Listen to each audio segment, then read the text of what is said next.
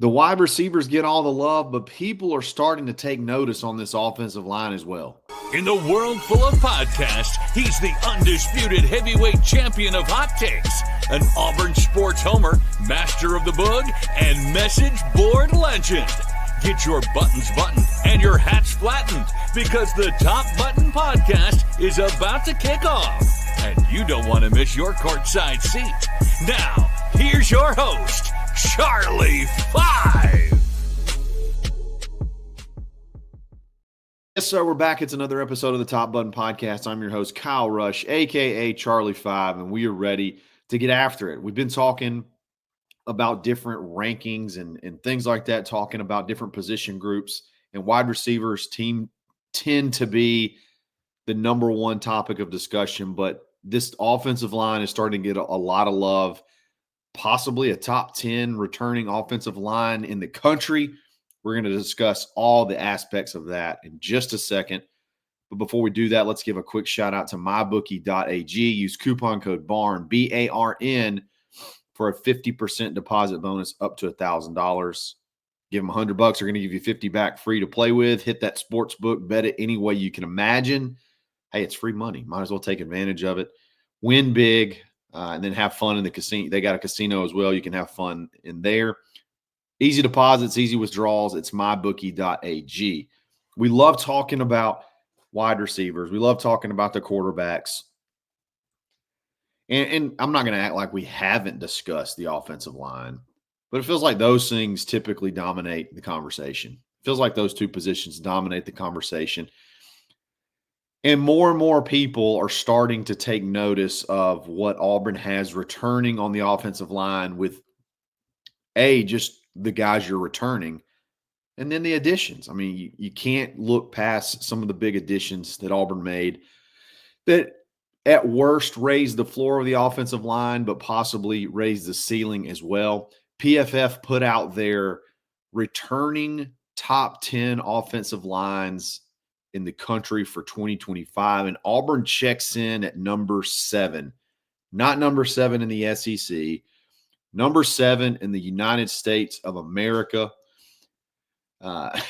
all college football. A top 10, number 7 returning offensive line. I think it put them at number 3 in the SEC, which is something that Auburn fans have been begging for quite some time. Offensive line has always been, when Auburn's been good, they've had really good offensive lines, and offensive line has been the topic of discussion for issues that we can point to for seemingly the past, I guess, maybe since 2017, when you felt like you had a really good offensive line. But yeah, Auburn checks in at number 7. Let's see what Pro Football Focus had to say. All 5 of Auburn's projected starters along the offensive line were starters in 2024 at Auburn or elsewhere. Connor Lew is my number 5 interior offensive lineman in America, and his 76.4 PFF overall grade was 5th among Power 4 centers. The Tigers also brought back a couple of starters at guard in Dylan Wade and Jeremiah Wright, who each earned 70-plus run blocking grades a season ago. Both of Auburn's tackles are transfers in Virginia Tech's Xavier Chaplin and USC's Mason Murphy. Chaplin was one of 6 ACC tackles who posted 70-plus PFF grades, both as a pass blocker and a run blocker, while Murphy started 22 games for the Trojans. Between the nation's second-best receiving core in this offensive line, transfer Jackson Arnold has a far better supporting cast than what he had at Oklahoma. So much to unpack there. And we'll jump into all the different aspects of that. But going into a season that is a critical season, going into a season that, as far as momentum goes, you really got to make it happen this year. If you want to continue to build, you want to continue to get Auburn into a situation where they can be SEC contenders, you got to do it this season, and offensive line is going to be a big reason for that. You did see improvement from year 1 to year 2. It's undeniable. There was improvement. Now, whether that was offensive line play or whether that was the scheme change to where you're running more of the, Hugh Freeze offense where Hugh's calling the plays, regardless, you gave up less sacks and you averaged more yards per carry rushing. And I mean, those are obviously critical statistics that you got to be good at if you want to be a really good offensive line. Where the big slip up was last year, and I think it gives people a cause for concern, was what happened at left tackle. We talked about left tackle last year. We were excited about the addition of Percy Lewis. We felt like it was going to give us a chance to finally get Dylan Wade in his more natural position, especially at the next level. And that addition alone was going to, elevate the offensive line and make it better at multiple positions. Again, reiterate, being able to move Dylan Wade inside. So I can understand when that experiment with Percy Lewis failed and you had to basically move Dylan Wade back outside to left tackle and then sort of have a revolving door of guys on the interior to try to find the right combination. I can understand the reticence to want to jump in and get excited over the addition of, Xavier Chaplin. Oh, we just had, a portal guy and it didn't work out. But here's the difference. And I've mentioned this before, but I'm going to, dive in a little bit deeper. Xavier Chaplin was the number 2 overall tackle in the portal. And for the longest time, he was the number 1. He was a starter at the next level. Percy Lewis was not a full-time starter. Sorry, not next level. He was a starter at his last school. Full-time starter. Percy Lewis was not. It was more of a part-time situation, even in a backup role at times. Percy Lewis was also not the number 2 offensive tackle. If you go back and look at it, you got to go way down the list. I believe he was the number 13 overall tackle available in the portal. There is a huge chasm between really about your top 2 or 3 offensive linemen in the portal, offensive tackles in the portal, and then typically there is a pretty big drop-off. Now, last year's tackle class was fairly deep. Yeah, Caden Proctor, do you count him? I don't know. I don't know if you can really count him. I mean, you go to Iowa, you go back to Alabama, whatever. Zalance Hurd, he was a 5-star freshman that went to LSU, and then he transfers to Tennessee, and he starts basically every game for them. Caden Green. Now, he was an offensive tackle at Oklahoma. He transfers to Missouri. He plays a good bit, but they move him inside. J.C. Davis, another really good. He was an offensive line. He was the 4th one available. Go from UNLV to Illinois, really good player. Fernando Carmona, Auburn fans remember that name. Auburn really wanted him out of San Jose State. He went to Arkansas, was a pretty good player.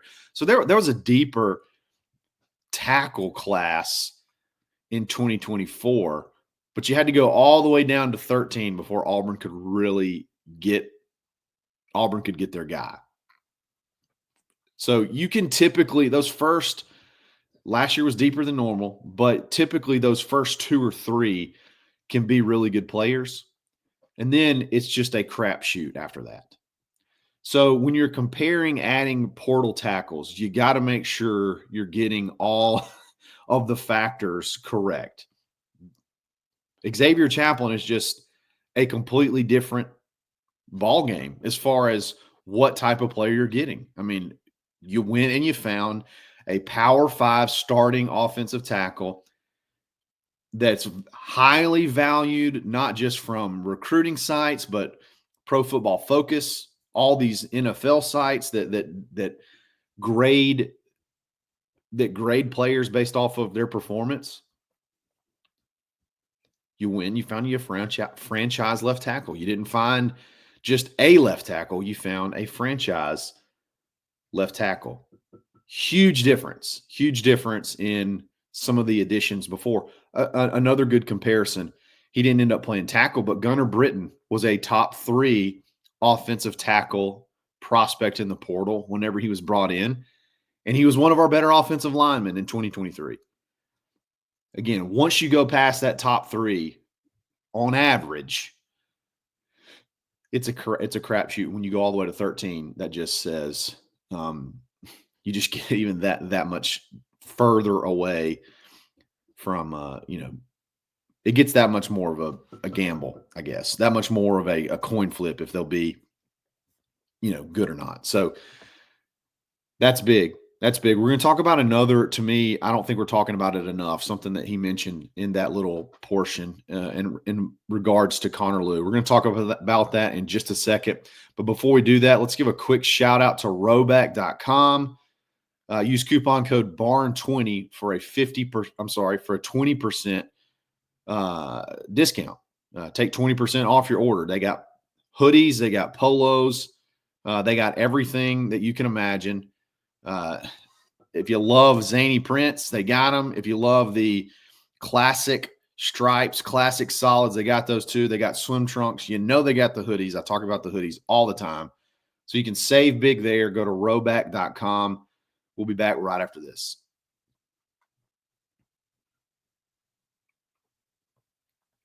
A very underrated aspect that's not talked about at all, I feel like. People kind of glance over it. And it may just be the results from last year that really overshadowed things. But Connor Lew he's an NFL prospect this year at center. And maybe not just the results from last year, but the results the past 2 years. Because, he kind of took over midway through that freshman year, and he's been the guy. Per this article, he's the number 5 interior offensive lineman in America, according to who wrote this article? Max Chadwick, who's one of PFF's leading writers, scouts, whatever you want to call it. Number 5 interior offensive lineman in all of America, not just center, but interior lineman as a whole. Really good pass blocker, really good run blocker. His overall grade last year was 5th among Power 4 centers. So he was, as a true sophomore, he even with everything that went wrong in the offense, he still had the 5th best grade of all Power 4 centers. I don't think he's being talked about enough as the anchor right there in the middle. I know centers and interior offensive linemen don't typically value that high in the NFL draft. Offensive tackles are definitely the premium, but there's been some interior guys go high. And if you're 5th and that pans out, like, you have a really good chance of, being at least, at worst, maybe a second or third round guy, if that's the route you want to go. And for an interior offensive lineman, it's hard to get much higher than that. And do you want to risk coming back to college for your 4th season with everything that could possibly happen to offensive linemen when you're pretty much at about the top of value that you can possibly be, that you typically can be as an interior offensive lineman? I just don't think we're giving enough love to Connor Lew, and I don't think we're respecting how good of a player he actually is and how much that means to this offensive line from a continuity standpoint, from just having a really good player right there in the middle. He touches the ball every single play. And the dude's a player. I think that's an aspect that's just not quite talked about enough. And then there's a lot of different arguments for this. Returning experience isn't always a plus, especially if the returning experience isn't very good. A year better, a year older doesn't always equal a year better. But sometimes you see a natural progression. The longer a person plays, sometimes they do get better. Auburn returns 5 starters. Okay. They were all at some point in time, they were all starters. You can go from the left to the right at their the year prior. You look at Xavier Chaplin, starter at Virginia Tech. Dylan Wade was a starter at tackle and guard at Auburn. Connor Lew, starter at Auburn. Jeremiah Wright, when he's healthy, he's one of the better, especially in run blocking, one of the better run blockers on the interior. I'd put him up against anybody. Starter. Mason Murphy started at USC. Xavier Miller started at Auburn. You have that competition there. 5 guys with starting experience. You're not breaking in anybody new.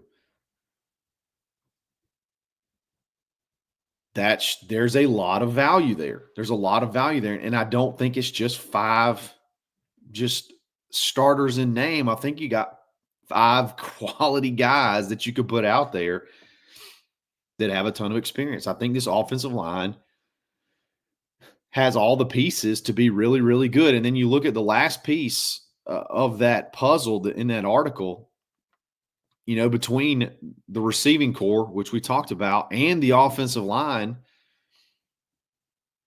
Jackson Arnold is going to be in a there is light years between the situation he was in last year versus what he'll be in this year.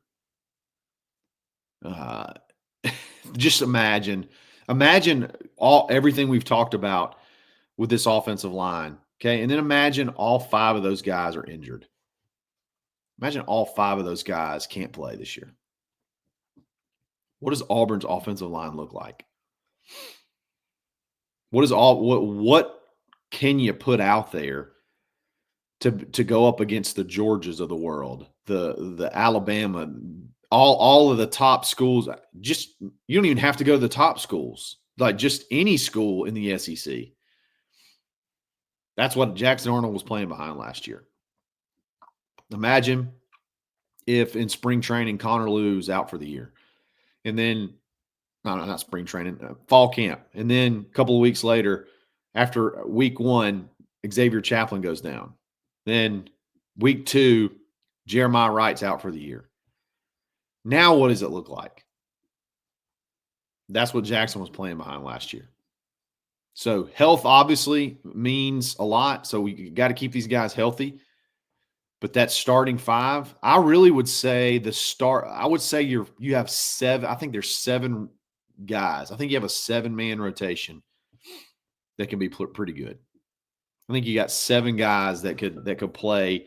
And if the right person if the right person is out there, if the right person, the right position goes down, I think you got a couple more guys that could step in and there not be much of a drop off. So we'll have to see what happens, but the wide receivers get a ton of love. The quarterbacks get a ton of love. This offensive line, I mean, I'm trying to temper expectations, but I think they could be really good. And if they end up anywhere near the top 10 in the country, or, the top third of the SEC, I think Auburn fans would be very happy. I think Auburn would be happy in general. I can't wait till I feel like it's 3rd and 1 or obvious running downs, and you just feel confident that the offensive line can get push, or it's a obvious passing down and you're not covering your eyes expecting a sack. You feel good that they can hold their weight, they can pick up a blitz, do what they have to do to be able to protect Jackson. I want to feel that confidence. It's hard to remember what that felt like. There were times in 2017 I can remember, if we block, we win. If we block, we win, because they won't be able to stop us.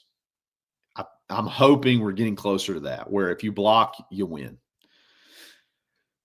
we'll see what happens. Let me know what you think about the offensive line. Is there an aspect of it that you feel like is even more important that I missed? What do you think about Connor Lew?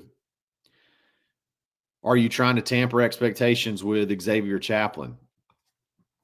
Let me know what you think in the comments. Love the discussion there. Guys, I really appreciate it. We're going to be back again every single day this week. If you like the video, like it. If you like the channel, subscribe to it. We'll talk again soon. It's another episode of the Top Button Podcast. Stay buttoned. Thanks for listening, and drive home safely.